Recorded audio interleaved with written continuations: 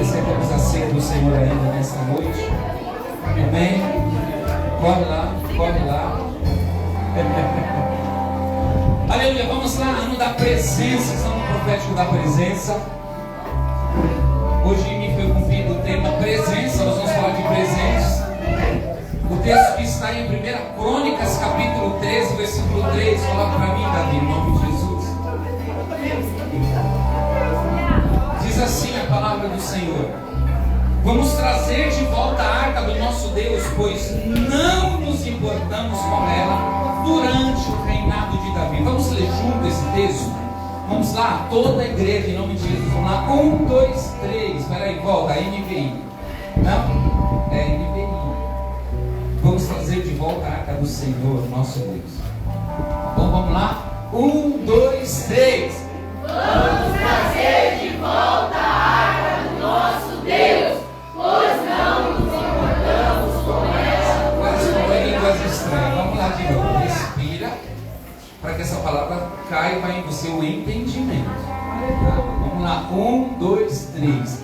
Vamos trazer de volta a arca do nosso Deus, pois não nos importamos com ela durante o reinado de Saul. Esse é o nosso tema profético deste ano 2025. E nós tivemos aí, como eu disse, duas palavras poderosas pela Mari e pelo pastor Fernando Judeu ontem. E nesse texto, irmãos, né, devido ao nosso ano profético, dentre tantas coisas que já ouvimos, há um posicionamento de Davi. E aí eu quero falar desse posicionamento. Não é tempo, escute, irmão, se você é um crente em Cristo Jesus, se você aceitou a Ele já há alguns anos, não é tempo de estar perdido. É tempo de ter um posicionamento, saber quem você é, saber quem Deus é para você. Então Davi, ele teve um posicionamento. E qual foi o posicionamento de Davi? Vamos trazer de volta a arca de Deus. Por que o coração de Davi clamou isso? Porque Saul não se importou. Saul, como o antigo rei, o antecessor de Davi, ele não se importa com a presença de Deus. Então Davi, ele não abriu precedente para dizer assim, talvez nós conseguiremos trazer, porque às vezes a gente fala assim, quando a gente fala de viver a presença de Deus, quando a gente fala de viver o sobrenatural de Deus, quando a gente fala de ver algo poderoso, a gente fala assim, talvez aconteça, não sei, né, sei lá não, irmãos, o que mais Deus quer é potencializar a presença dele na minha e na sua vida. Ele quer ser derramado em você e na minha vida sem distinção, sem reserva. Ele quer ser achado em você, encontrado em você, e que você tenha essa convicção. Nós estamos perdidos, nós estamos aguardando os profetas, nós estamos aguardando pastores.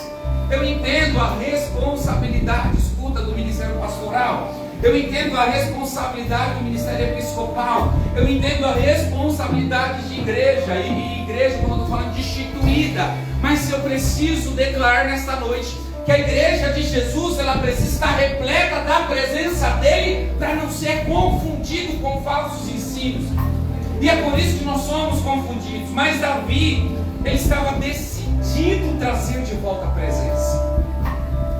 Davi, ele já estava insatisfeito de não ver a arca da aliança, que representava a presença de Deus, distante dele.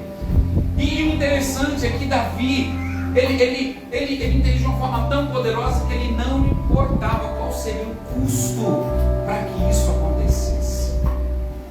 Muitas das vezes a gente pensa assim, não, mas para mim ter a presença eu preciso orar mais. A gente não ora. Ah, mas para mim ter a presença eu preciso jejuar mais. A gente não jejua. Ah, mas para mim ter a presença eu preciso me afastar das más influências. E a gente continua com as más influências. Porque a gente coloca custo. Olha para o irmão que está falando e fala assim, não veja o custo. Não veja o custo. Fala, já era. Já era. Você aceitou Jesus. Você aceitou Jesus. A sua vida não é mais sua. A sua vida não é mais sua. Não, irmão, acabou. Você está preocupado com o custo ainda?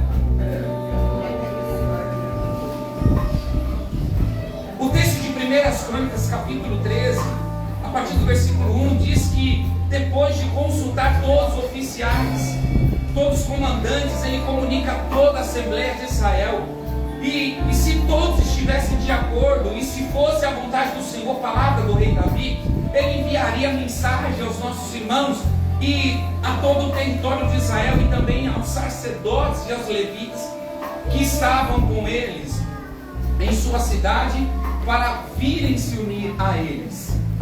Agora há algo interessante, quando a gente procura quem eram os oficiais de Davi, você já parou para buscar isso?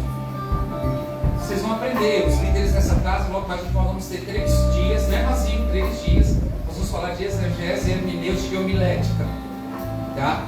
E você vai entender que uma boa exegese entra dentro desse contexto. Quem eram os oficiais de Davi? Os oficiais de Davi eram os guerreiros, seus homens valentes. Os oficiais de Davi eram os seus conselheiros, mas Davi também tinha dentro dos seus oficiais 2 sacerdotes. Isso é preocupante, porque no meio passou um vazio de 2 sacerdotes. No meio dos oficiais tinha 2 sacerdotes que permitiram que Davi fizesse do jeito errado. Os homens que sabiam como a arca da aliança deveria ser carregada, ser conduzida. Esses 2 homens se encantam com a palavra, com a preocupação de Davi, e permite que Davi coloque a arca em carro de boi. Diga comigo, não! Não! Diga comigo, fala, não! Não! Deus não quer que a presença dele seja carregada por algo material. Ele colocou a minha e a sua vida para que você e eu carreguemos a presença dele. A arca precisa estar nos seus ombros. Aleluia! Você precisa saber o peso do reino de Deus. Você precisa sentir o peso do Evangelho de Cristo Jesus. Eu não estou falando de dor, eu estou falando de peso. Eu estou falando de temor e tremor que a igreja está perdendo. Temor e tremor que a igreja está perdendo. É por isso que os nossos altares estão podres. Homens impecados, homens adúlteros, imorais em cima do altar, pecando e não se importando. Sabe por quê? Porque eles não entenderam o peso da presença de Deus, a responsabilidade de ser o condutor da arca para a igreja. Hoje nós não temos, irmãos, a arca física, e Deus nem quer que nós carreguemos a arca, porque a arca foi algo simbólico do passado, e Deus fez favor de sumir com ela, para não ter nenhum tipo de heresia, nenhum tipo de fixação e miticismo sobre a arca da aliança. Tem igreja que vai lá e manda fazer, mas é antibíblico, é heresia. Porque a arca da aliança hoje é eu e você. É em nós que temos o pão. Quem é o pão? Jesus, o Salvador. É em nós que temos a lei, a palavra de Deus. E em nós que temos a autoridade, o Espírito Santo de Deus. Porque é Ele que dá todo o discernimento. Você não precisa da arca, porque você é o receptáculo, você é a arca. Amém? Deus já mudou a minha figura aqui, meu Deus.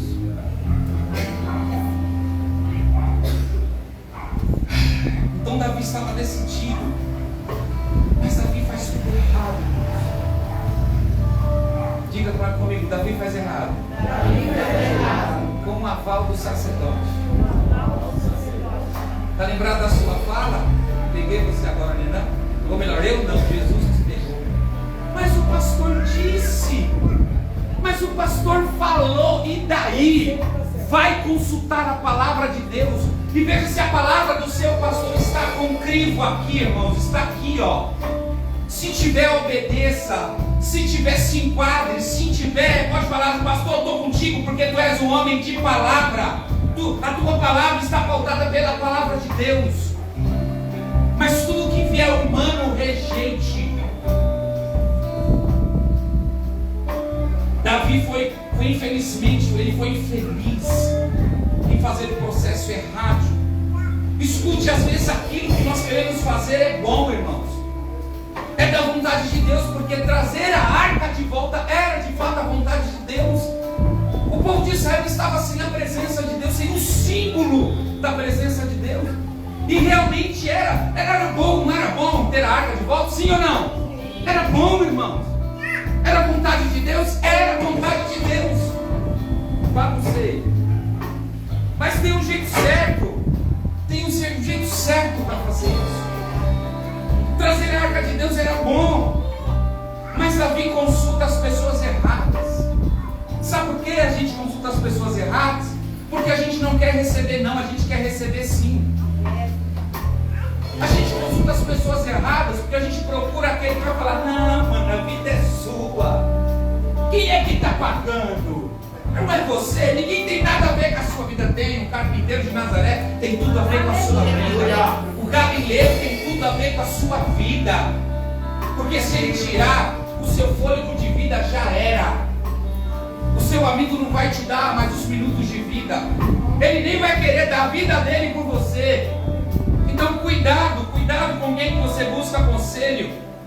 Acredito que Davi, irmãos, ele pensou: eu preciso dos nossos soldados para trazer a arca de volta. Talvez precisarei tomá-la, porque Davi não sabia de fato onde estava a arca. A arca tinha ficado em uma cidade. Davi queria trazer a arca de Deus com a sua força. Olha quem eles consultaram. Vamos lá, eu coloquei aqui. Os oficiais principais, comandantes, ele consultou os comandantes de 1000, os comandantes de 100, dois sacerdotes, e falaram com alguns da assembleia. Não foram esses homens que Davi consultou, porque ele entendia que ele precisaria de soldado para tomar a arca. Mas para os sacerdotes, os levitas, olha lá, eles teriam que aceitar, os levitas e os sacerdotes teriam que aceitar a decisão de Davi. O texto diz que Davi só ia mandar uma carta para eles. Davi ia chegar para quem é responsável da arca, irmão, e falar assim: ó, ei, vocês que levam, mas ó, tá aqui, a ordem foi dada. Os caras tinham habilidade de conduzir a arca, porque foi dado a eles, e não foi o homem que Deus, foi o próprio Deus que deu. Falando da arca, que representa a presença de Deus, ele deveria ter consultado, irmãos, os sacerdotes. Davi teria que ter consultado os levitas, falado: e aí, como é que a gente vai fazer para trazer a arca do Senhor? Sabe por quê, irmãos?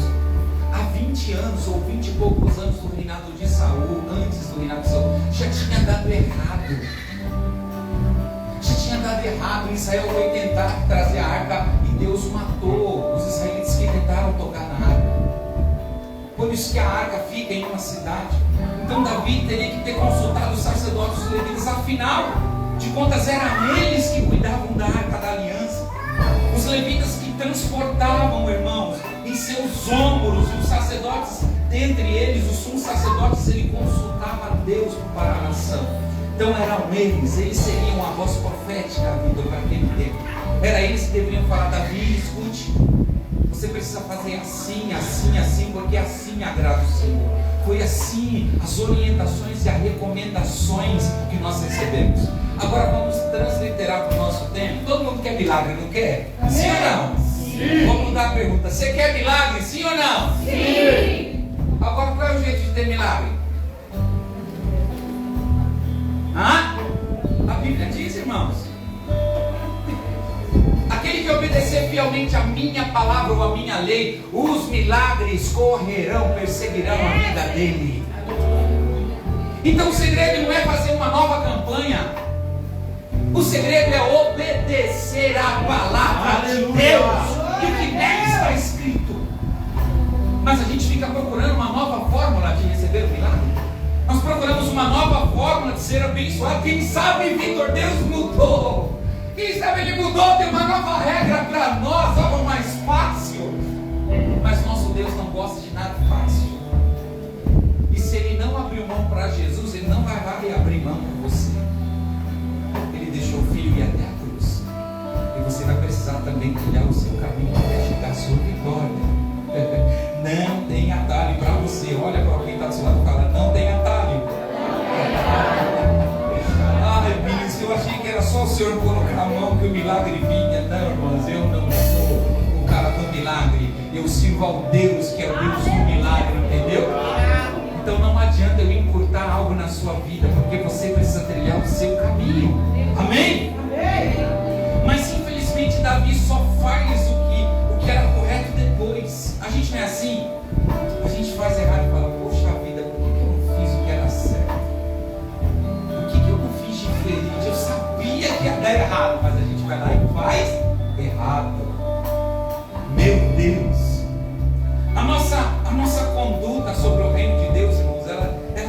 ser meramente humana. Porque se nós estivermos apenas na esfera da humanidade, nós vamos cometer muitos erros. Toda a estratégia humana, toda a estratégia de pessoas vão nos levar à morte. Ou escute, toda a estratégia humana da sua vida, sem Deus conduzir, você pode levar outros à morte. Aí eu acho que é para fazer desse jeito. Não ache. Ore. Busque ao Senhor. Porque Ele é Deus de resposta. Não faça sem Deus dizer sim. Ou não faça se Ele não disser não. Porque uma atitude pode levar muitos à morte.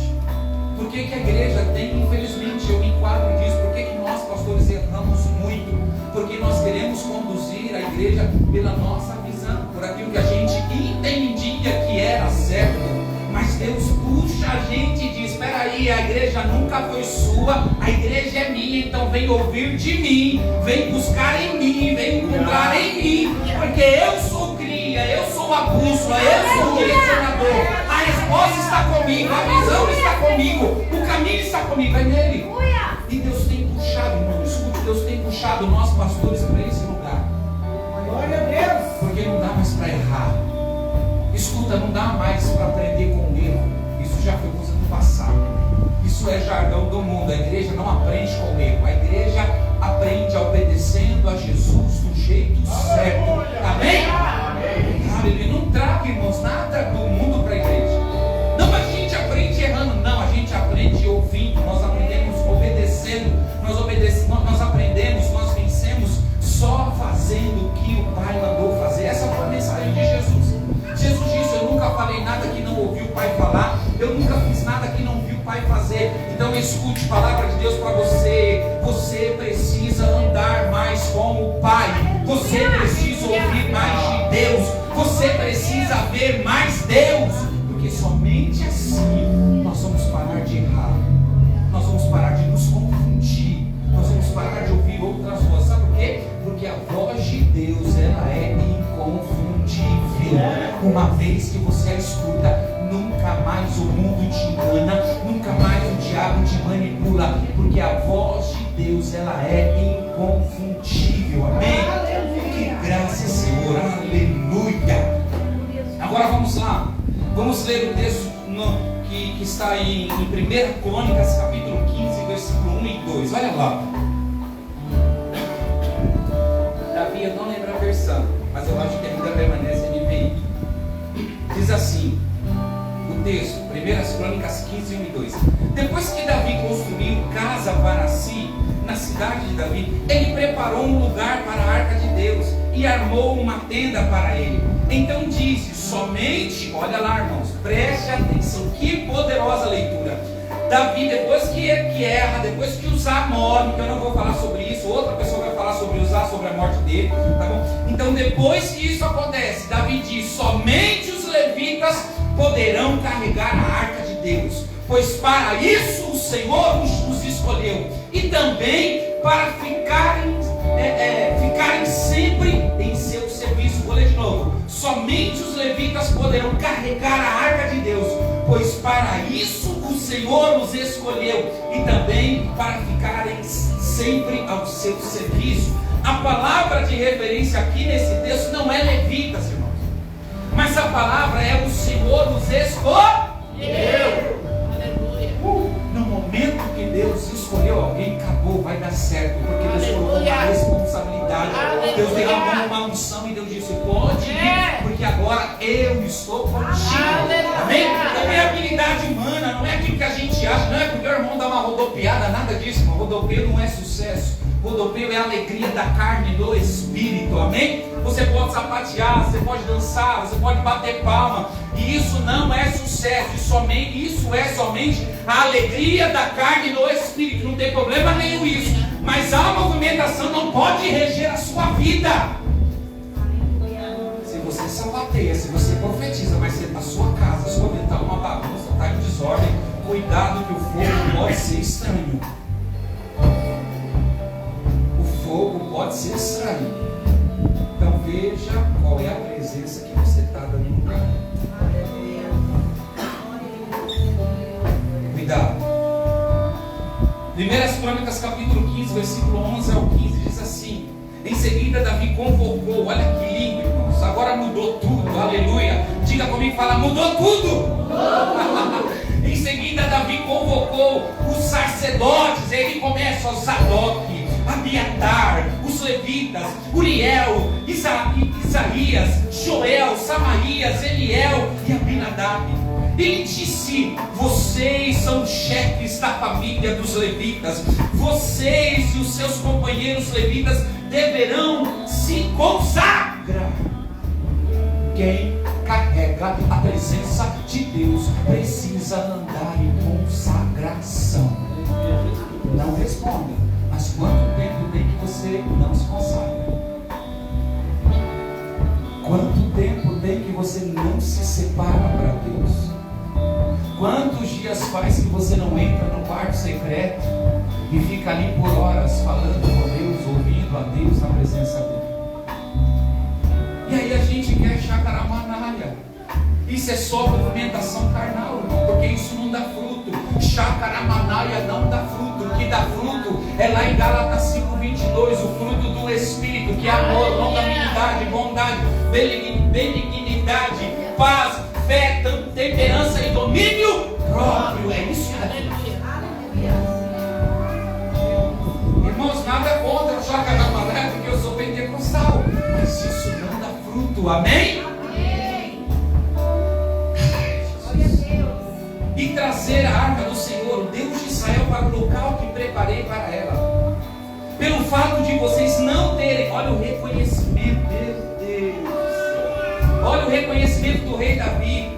Pelo fato de vocês não terem carregado a arca na primeira vez, a ira do Senhor, o nosso Deus, causou destruição entre nós. Nós não tínhamos consultado sobre como proceder. Chega de fazer de qualquer jeito, irmão. A gente vê um problema lá em casa, que a gente fala: não, eu vou lá orar. E a gente ora, Deus desesperado, Deus faça, Deus muda, Deus cura. Deus fala assim: você está fazendo do jeito errado, porque eu não quero fazer. Antes de fazer eu quero você. Antes de fazer eu quero a sua entrega. Antes de fazer eu quero o seu coração. Antes de fazer eu quero a sua vida. Antes de fazer eu quero a sua família. Antes de fazer eu quero a sua roupagem. Antes de fazer eu quero a sua linguagem. Desculpa, irmãos, eu não vendo um Deus que venha como estás, fica e está tudo bem. Não. Eu acredito num Deus. Eu prego sobre um Deus que pega o pecador todo sujo, mas faz ele mais alto do que a neve. Amém? Algo mais que a neve. Algo mais que a neve. Se neste sangue lavado, mais algo que a neve serei. Vamos louvar, vamos? Algo mais que a neve. Algo mais que a neve. Se nesse sangue lavado, mais alto que a neve Não, ele é capaz de mudar.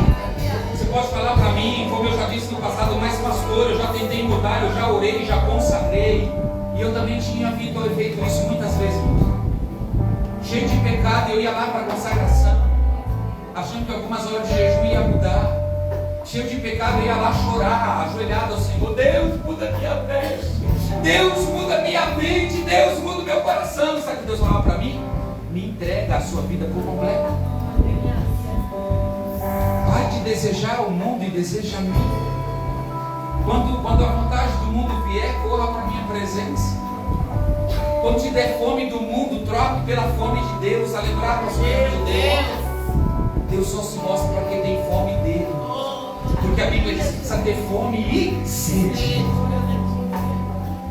Está com fome do pecado? Troca o pecado pelo pão da vida. sede da água podre do mundo, troca pela fonte de água viva, que é o rio do Espírito Santo. Aleluia! Pare de dar desculpa que você não consegue. Você consegue, porque existe um Espírito de excelência sobre você. Agora, se não existe, eu quero convidar hoje a você aceitar Jesus. Talvez você saiu, e aí, claro, irmãos, a Bíblia fala que o Espírito Santo, ele deixa aquele corpo que decidiu deixar Cristo. O Espírito Santo deixa essa pessoa, porque não há comunhão luz com as trevas. E onde está isso? Depois você lê Hebreus capítulo 9, se não me falha a memória. Hebreus 9 está lá. Alguns que conheceram da plenitude do Espírito Santo, experimentaram do poder de Deus, a magnitude do Espírito Santo, viram coisas que homens não viram, fizeram coisas que qualquer homem não fizeram, mas estes rejeitaram a Deus, abdicaram da sua fé e abandonaram, e a Bíblia diz que é impossível levá-los ao arrependimento. Somente um pode conduzir essa pessoa ao arrependimento, e é chamado ele Espírito Santo. As minhas palavras não convencem essa pessoa, mas se você que se deixou, você que abandonou, você que falou, agora eu vou viver. Eu já falei isso, irmãos. Eu já falei para ele, Deus, agora eu vou viver para o mundo. Deus falou, não pare. Eu já tentei ir para o mundo, irmãos. Já tentei fazer tudo que o mundo tem, mas o Senhor jogou a vara dele em mim, me puxou com um anzol e disse, você vai ficar aqui. Está lembrado de Jeremias? Colocarei o anzol em suas narinas. E Deus não me permitiu servir ao mundo, porque o mundo não presta para a minha vida. Ele não deveria prestar para você também. Então os sacerdotes, versículo 14, então os sacerdotes os levitas se consagraram para transportar a arca do Senhor, o Deus de Israel. Os levitas carregaram a arca de Deus, apoiando com a vara da arca sobre os seus ombros, conforme Moisés tinha ordenado, de acordo com a palavra do Senhor. Para carregar, irmãos, a presença de Deus era preciso se consagrar. Era necessário levar a presença de Deus nos ombros. E por que nos ombros? Por que a gente tinha que levar a presença de Deus nos ombros? Sabe por quê? Porque os ombros ele é um lugar visível. O que você carrega no ombro não dá para esconder de ninguém. Já colocou uma melancia aqui, você consegue esconder? Não. Quando está aqui, está no ombro, todo mundo percebe. É um lugar que se você colocar algo por dentro da camisa, as pessoas vão perceber o calombo. Não dá para esconder a presença de Deus aqui. Por que era importante levar nos ombros? Porque é o lugar que você consegue sustentar o peso. Se a gente segura algo muito pesado aqui, a gente aguenta. Mas se a gente pega esse algo e joga no ombro, a gente aguenta. A gente resiste. É um lugar de resistência. Aleluia! Você consegue sustentar o peso da presença e da glória de Deus. Não é apenas palavra. Irmãos, meus irmãos, talvez podemos achar um absurdo o que Davi fez, não é não? Aquele homem espiritual, o rei escolhido e separado, o homem que ouvia Deus, falava com Deus, como eu já preguei aqui outra vez, poucos reis, ou posso falar 2 reis, que nós vimos ser rei, sacerdote e profeta, era Davi. Este homem comete esse erro. Mas quantas vezes nós agimos da mesma forma? Uma época da nossa vida, Maria, a gente está lá, espiritual. A gente sopra fogo. O diabo aparece, a gente pica o pé no diabo e fala, não vem não. Passa alguns meses, vem o Exu Mirim, aparece, a gente sai correndo do Exu Mirim. O vulto passa e fala, misericórdia. Ou melhor, Deus fala assim, Ave Maria. Cadê aquele homem? Cadê aquela mulher que colocava o diabo para correr, que tinha fé, que profetizava? A situação não é você, é porque a presença dele já não está no lugar. A presença dele já não tem espaço para liderar a sua vida. Quantos projetos nós frustrados, quantos sonhos abortados, quantos ministérios paralisados paralisados ou frustrados, irmãos. A gente consagra, unge, daqui a pouco a gente procura, mas cadê aquele diabo? Pediu férias, ele me falou, foi para Cancún. Cadê o presbítero? Não, sumiu. Presbítero? Vamos digitar, né? O diabo se descarregue. Não. Nós temos o poder em Cristo Jesus de acabar com os nossos projetos frustrados. Nós temos autoridade em Deus de acabar com os sonhos abortados. Nós temos poder e autoridade para acabar com o ministério paralisado, se de fato nós tivermos a presença de Deus. Amém? E não, porque não fosse a vontade de Deus, irmãos. Era a vontade de Deus o que Davi trouxesse a arca. Mas nós tentamos os nossos projetos do jeito errado, do formato errado. Porque nós somos ambiciosos, sabia disso? Nós frustramos os nossos projetos porque nós somos ambiciosos. Nós não estamos satisfeitos com a vida que Deus quer nos dar. Porque nós sabemos que o diabo pode nos dar muito mais. Só que com o diabo você perde uma eternidade. Você ganha todos os prazeres desse mundo. Você ganha a droga, você ganha a bebedice, você ganha a prostituição, você ganha a fama, você ganha privilégio, mas você perde a eternidade. Nós queremos fazer do nosso jeito porque somos habilidosos, inteligentes, fortes. Não, eu consigo. Não, é porque eu sei fazer, não vai dar errado. Não, eu decido e é assim. Já viu essas pessoas? A gente quer orientar ela e fala assim: não, eu decidi e é assim que vai ser, bispo. Acabou, eu decidi assim, está decidido. Mas depois fala assim: bispo, e agora? O que eu faço? Irmão, é sério. Ministério pastoral é um desafio. Porque claro que você quer cozinhar, você quer assar umas ovelhinhas. Mas a gente lembra que ela não é nossa, né, pastor Vazio? Ela é de Jesus, a gente não pode assar ela. A gente tem que devolvê-la. Mas tem que se dar, sabe por quê? Porque a gente está vendo a ovelha caminhar para o erro. A gente está vendo a ovelha caminhar para o abismo e a gente fala: meu filho, não vai. Ele fala: eu vou. Aí tem hora, sabe o que a gente faz? Então vai, você quer ir, vai. E a gente fica só esperando. A gente fica esperando, porque eu não sou dono da vida de ninguém, eu cuido da minha vida e da minha família. E a gente só fica esperando. Isso fica torcendo para dar errado. Não, irmãos, eu não torço, porque eu sei que vai dar errado. Eu só fico esperando. E eu preciso estar preparado com o meu coração, com as minhas mãos, para poder tratar a ferida, limpar a lã, tirar os carrapatos, os carrapichos e todos os bichos que tiverem na ovelha. Mas a gente vê que é errado. A palavra tem um dizer, ou melhor dizendo, uma frase da nossa querida Em Memória de Catherine Kuhlman. Eu gosto muito dessa mulher. Ela foi uma grande evangelista da década de 70 e ela diz assim: não são as suas orações, não é a sua capacidade, mas é a sua rendição. Olha lá, Catherine Kuhlman diz: não são as suas orações, não é a sua capacidade, é a sua rendição. Irmãos, eu já lidei com isso porque eu falo com ele, falo assim: eu não vou. Mas meu filho, minha filha, não, eu vou.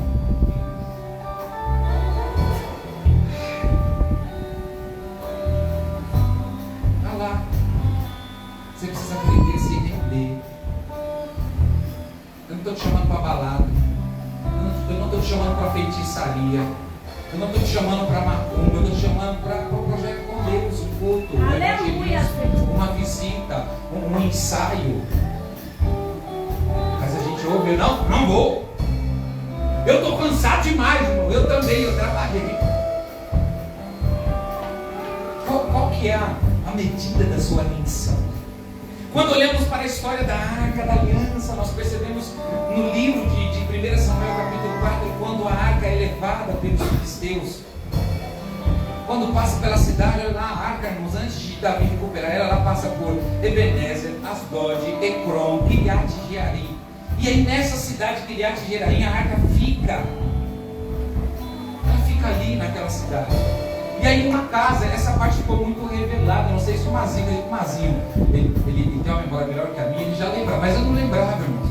Porque a gente estuda que a arca da aliança ficou na casa de quem? De quem, irmãos? Vocês estão com medo? A arca ficou na casa de? Não, antes a arca ficou na casa de alguém. A arca ficou na casa, olha lá. A arca ficou na casa de Abinadab. Quantos anos ficou lá? Quanto? 20 anos. Quando Abinadab recebe a arca, Abinadab separa um dos filhos para cuidar da arca. E aí os filhos de Abinadab era Uzá, Aió e Eliezer. E aí ele separa Eleazar. Ele separa Eleazar para cuidar da arca. E Eleazar cuida da arca. Diga assim, ele cuida da arca. Mas a Bíblia não diz que Abinadab foi abençoado. A arca permanece 20 anos na casa daquele homem, mas ele não foi abençoado pela presença da arca. Irmãos, há quanto tempo você está na igreja? Meu Deus! Há quanto tempo você aceitou Jesus, camarada? Será que você é o Abinadab do século 21? Tem a presença, mas não é alcançado por ela? Lustra ela, cuida dela, limpa ela, mas nada acontece. 20 anos é muito tempo, irmãos. Eu me assustei. Sabe por quê, Juninho? Porque é possível ter a presença e não experimentar nada dela. É possível ter a presença e nunca ser transformado. É possível ter a presença e continuar numa vida de pecado. Vai estar lá. Deus está lá no devido lugar dele, mas na sua vida ele não faz nada. E a gente prega para essas pessoas, Tuxa. E aí sabe o que elas falam para nós? Não, eu sou de Jesus. Será? Não, eu sou de Jesus. O meu Senhor é Jesus. Cuidado que na época de Jesus já existia vários Jesus. E hoje nem, meu Deus do céu, hoje tem tanto Jesus. Só que o Cristo, ou o carpinteiro de Nazaré, ou o filho da Maria e do José, ou o Emanuel era só um. E aí nós vamos ver Davi ser direcionado. Foi lá na casa de Abinadab, ele pega a arca, traz. A arca infelizmente ia cair na ribanceira porque estava do jeito errado, estava carregando com os carros de boi. E aí a arca ia caindo numa ribanceira. O filho de Abinadab, o filho de quem protegeu a arca durante 20 anos, toca na arca, morre. Eu fico pensando, pastor Mazinho, depois da Abinadab, rapaz, fiquei com a arca aqui 20 anos. Meu filho Eliezer limpou, tratou, lustrou e nada aconteceu. E agora, Senhor, o meu Uzá toca na arca e morre. E agora? E sabe o que é interessante, irmãos? Quando a gente fala de chamado, diga por mim, chamado. Toda a igreja foi chamada. Naquela época Deus separava os clãs levitas, né? Dos judeus, os de Zacar, né? Das tribos, das 12 tribos. Mas os levitas foi separado para cuidar da arca. Hoje a igreja foi separada. A igreja, você que está aí, você que está sentado, você foi separado para cuidar da presença de Deus. Porque as pessoas precisam olhar para você e entender o Deus que você carrega. Você não pode ser mais um religioso no meio do povo de Deus. Você não pode ser mais um daqueles que abre a Bíblia no Salmo 91 mania na sua estante, achando que Deus vai te proteger. Você precisa aquele que traz significado. A sua vida precisa trazer significado da presença de Deus. E a família de Abinadab, eu até escrevi aqui para não esquecer, a família de Abinadab, eles não eram da família dos levitas. Eles não eram da tribo de Levi. Eles eram da tribo de Judá. Então não havia promessa de bênção sobre a vida da família de Judá. Era sobre Levi. Era sobre Levi, era sobre eles. E aí, enfim, Uzá morre. Meu Deus. Quando Uzá morre, Davi fica com medo e Davi deixa a arca na casa de... Quem era Obed-edom? Quem era Obed-edom? Obed-edom, ele era levita, ele era da geração da descendência de Levi. E olha lá, agora Gemi, a presença de Deus fica na casa de Obed-edom 3. E a Bíblia faz questão de afirmar: enquanto a arca estava lá, Davi ouviu a fama, Obed-edom estava sendo abençoado. Glória a Deus. Qual é a diferença, irmãos, que a presença de Deus está fazendo na sua vida? Me conte as bênçãos. Como é difícil. Como é difícil a gente falar para a igreja: igreja, vem aqui nesta noite testificar do Senhor. Quanto uma pena isso aí, irmão. E sabe o que eu acabo concluindo, Geni? Falta presença. Porque se me chamar, eu tenho que falar. Se me chamar, eu tenho muito que testificar: o cuidado, o amor, a esperança, o projeto, a missão, tudo que Deus tem feito na minha vida. E eu fico passo de você falar: crente, e aí, vamos lá, vamos glorificar Deus, traga um testemunho. Ô bispo, hoje não, eu não me preparei. Eu espero que a trombeta toque só depois que você estiver preparado. A arca para os filisteus, irmãos, e para os homens era uma maldição, mas para o povo que entendia a presença era a bênção. Então o que a arca é para você? O que a presença de Deus é para você? Porque se você não entender, não tem bênção, vai ser maldição. Sabe por quê? O que vai vir sobre você é o julgamento, é a culpa. Não, eu não posso porque Deus, ai meu Deus, eu estou culpado. Não, eu não posso fazer isso, eu não posso fazer aquilo, eu não posso aceitar isso porque a culpa, porque você não entende quem Deus é. Deus não está requerendo de você algo que você não é capaz de sustentar. A Bíblia, o apóstolo Paulo vai dizer que nenhuma provação é tão difícil que já não foi suportada pela humanidade. Então, se você vir chorar caramiolas da sua vida, falar das suas dores, eu vou ouvir, eu vou orar por você, mas não é nada que você, porque alguém já está passando igual a você, ou alguém está sofrendo muito mais que você. E quem diz isso é a palavra de Deus. Para o mundo, irmãos, a Bíblia e Deus, ele representa o juízo. Olha lá, hoje a gente está difícil pregar lá fora. Tem amigos nossos sendo espancados na Paulista. A Paulista serve para ativista, homossexuais, lésbicas. A Paulista serve para pancadão. A Paulista serve para todo o lixo do sistema. Mas a Paulista não serve para a pregação do Evangelho. Porque nós estamos nos irritando. As pessoas estão se irritando com a pregação do Evangelho. O que a gente está fazendo? Nós estamos nos trancando dentro das nossas casas. Nós vamos ter evangelismo esse ano. Eu quero ver como é que vai ser o nosso evangelismo. Eu quero ver quanta presença você carrega.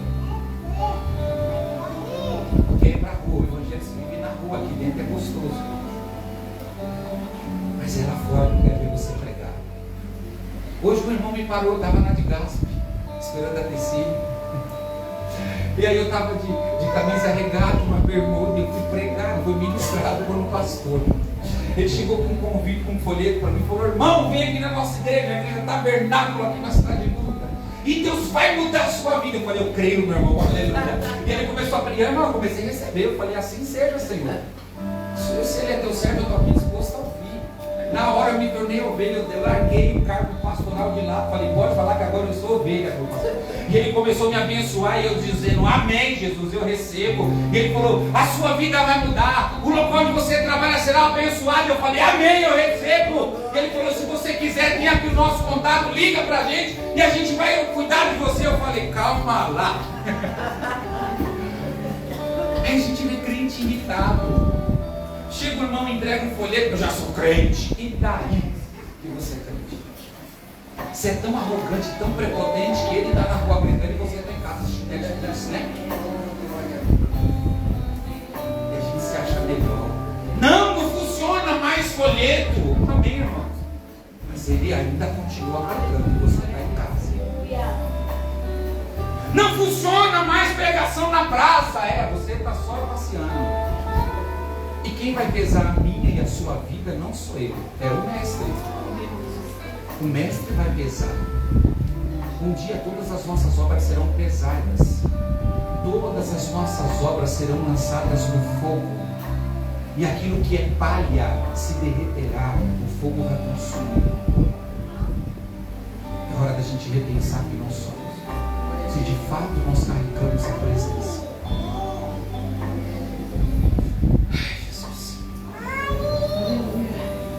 E para nós, e para a noiva, o que a presença representa? A presença representa a graça, não é não? A presença representa a aceitação, a presença de Deus representa o amor. A Bíblia, irmãos, a Bíblia ela representa o amor de Deus. Ai não, bispo, mas o Velho Testamento a gente vê um Deus carrasco. Mentira, irmão. Deus é um Deus de puro amor no Velho Testamento. O povo pecando, o povo errando, e Deus usando os profetas e falando: volte para mim, ó Israel, se converta dos seus maus caminhos, Israel, e eu me arrependerei, eu cuidarei de vocês, porque vocês são nação escolhida. O nosso Deus a todo momento insistindo em amor. Mas crente que não lê a Bíblia vê Deus como carrasco. Não, mas naquela época Deus era agindo como a justiça de Deus demorava naquela época. Leia a Bíblia e você vai ver. O povo de Israel errava, adorava outros deuses, levantava altar e Deus estava insistindo para não destruir. Deus queria tanto não destruir que Deus fala assim: se um entre vocês clamar por este povo, se colocar na brecha, eu não destruirei. Mas Deus não achou nem levita, nem sacerdote, nem profeta. Nosso Deus é um Deus de amor, irmãos. É tão lindo, irmãos, cada momento que nós vivemos com Deus.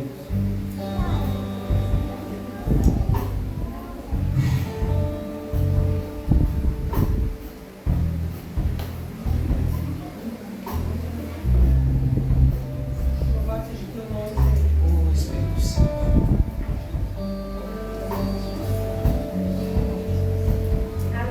Quando olhamos, irmãos, para a presença de Deus, se a gente não entender, a gente não entende o amor dele. Se você não entender a presença de Deus, você nunca vai entender o amor dele. Porque a presença de Deus, ele conduziu Jesus à cruz. A presença de Deus conduziu Jesus à cruz. Jesus, ou melhor, Deus estava disposto a entregar o seu único filho para que nós tivéssemos a presença. Porque sem Jesus nós nunca teríamos a presença. Nunca. Mas Jesus entrega o seu filho, ou melhor, Deus entrega o seu filho Jesus, para nos fazer digno de receber a sua presença. Para que pudéssemos ser participantes. Para que a gente pudesse ser receptáculos da presença do Espírito Santo. Para que nós nos tornássemos a arca da aliança. Eu e você precisamos ser símbolo da arca da aliança, ou símbolo da aliança de Deus para com os homens. Todo mundo, quando olhar para você, precisa entender que quem você é, não é o Rodrigo apenas, não é a Ilma apenas, não é a Marli apenas, não é o Luan apenas. Quando a pessoa olhar para você, ela precisa falar assim: verdadeiramente ali está indo um homem santo de Deus, uma mulher santa de Deus. Como está faltando casas de orações, irmãos, no nosso meio. Hoje, agora, escuta, eu vou falar porque eu estou sentindo de Deus. Isso eu vou falar porque está acontecendo. Tem muitas casas de crente que uma hora se ouve louvor, outra hora tem música do mundo. Nem o vizinho sabe quem é o seu Deus. Porque uma hora é o poder que desce, mas outra hora é o diabo que sobe. Como é que um crente, como é que um vizinho desesperado por Deus vai ir até você? Irmãos? Como é que um vizinho em depressão, em síndrome do pânico, com ansiedade, vai ir até a sua casa, se lá o reino está dividido? Ele vai procurar um macumbeiro. Ele vai procurar o feiticeiro para resolver a vida dele. Porque o feiticeiro escolhe um caminho. O macumbeiro escolhe um caminho. Ele adora os deuses dele, ponto final. Agora nós não. Nós comungamos com o mundo. Nós queremos ser amigo de Deus e amigo do diabo. Isso é sendo radical demais. Essa é a minha escolha, ser radical pelo meu Deus. E quem dera se vocês seguissem esse exemplo. Porque a gente é radical com tudo. A gente só é radical, eu vou encerrar. Amém? Sabe quando a gente é radical? Quando as pessoas pisam no nosso carro. A gente é radical quando alguém fala mal da gente. A gente é radical quando as pessoas acertam o nosso coração e a gente não gosta. A gente é radical. A gente corta relacionamento. A gente fala: não quero ver nunca mais, nem pintado de ouro. Agora, com o mundo, com Satanás, se nós deveríamos ser radical, nós não somos. E cuidado. Porque o que você precisa é da presença, não é de mais nada. Você está infeliz, ou existe área da sua vida que está infeliz e está incompleta, porque não é o estudo que está faltando, não é a capacidade que está faltando, não é a porta aberta que está faltando, o que está faltando é a presença. E essa decisão de ter a presença não é minha, é sua. Eu decidi. Agora você precisa decidir. A gente fala, irmãos, a gente vai ver se você vai ouvir durante esses ano inteiro, 2025, nós vamos falar da presença, da presença, da presença, da presença. Porque a gente quer que você tenha comunhão. Sabe o que eu quero? Eu quero que um dia você chegue nessa igreja e fale assim: bispo, hoje eu quero a oportunidade. Eu quero a oportunidade porque hoje eu entrei na minha casa, eu tive uma comunhão com Deus, Ele me revelou tantas coisas, e a igreja do Senhor precisa saber. Deus está levantando, irmãos, escute agora, vereador. Deus está levantando uma profetisa nessa casa. Porque ela está recebendo coisa de Deus, ela não está percebendo isso. Deus está falando: ó, isso vai acontecer, está acontecendo, perceba. Deus está levantando, porque profeta é aquele que enxerga os tempos. Profeta de ofício é aquele que entende os tempos, não é aquele que profetiza. Profetizar qualquer um pode profetizar, agora entender os tempos só o profeta de ofício entende. A igreja tem carência de profetas de ofício, que entende o tempo, que guia a igreja, que mostra o futuro. Fique de pé esta noite. Nós estamos encerrando, mas antes nós vamos fazer o cerimonial da ceia. Hoje é um culto atípico, tá bom, irmãos? Porque hoje nós tivemos consagração. Nós não temos costume de passar tanto o horário, tá bom? Mas hoje, como nós temos consagração, nós depois